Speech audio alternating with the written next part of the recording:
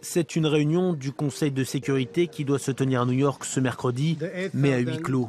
Et de l'aveu même de l'ambassadeur britannique à l'ONU, le cas des Rohingyas n'obtiendra rien de plus, au mieux, qu'une déclaration publique, aux grandes dames des ONG. Il ne s'agit pas de tenir une nouvelle réunion en public ou à huis clos. Il s'agit du Conseil de sécurité qui doit s'unir et envoyer un message public au gouvernement birman en réclamant qu'il mette un terme à la violence.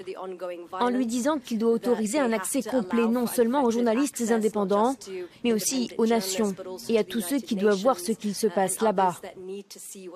Le temps des consultations et des discussions est vraiment terminé maintenant.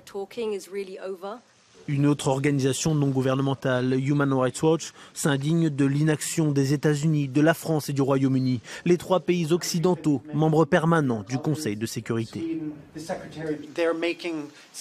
Ils font des communiqués. Certains sont plus faibles que d'autres, mais ils ne poussent pas le Conseil de sécurité à faire ce qu'il est censé faire. Ils n'unissent pas leurs efforts pour faire une action commune et donner à ce sujet l'importance qu'il mérite.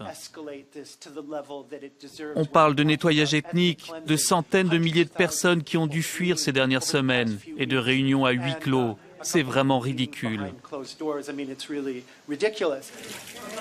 Près de 400 000 Rohingyas ont fui vers le Bangladesh depuis la fin août.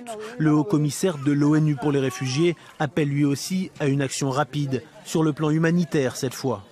La réponse des Nations Unies et des ONG doit s'accroître impérativement de manière massive selon lui. Car ces Rohingyas ont tout laissé derrière eux. Ils manquent de nourriture, mais aussi de toit pour s'abriter.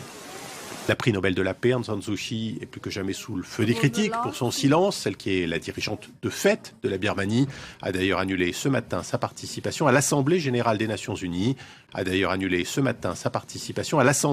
des Nations Unies.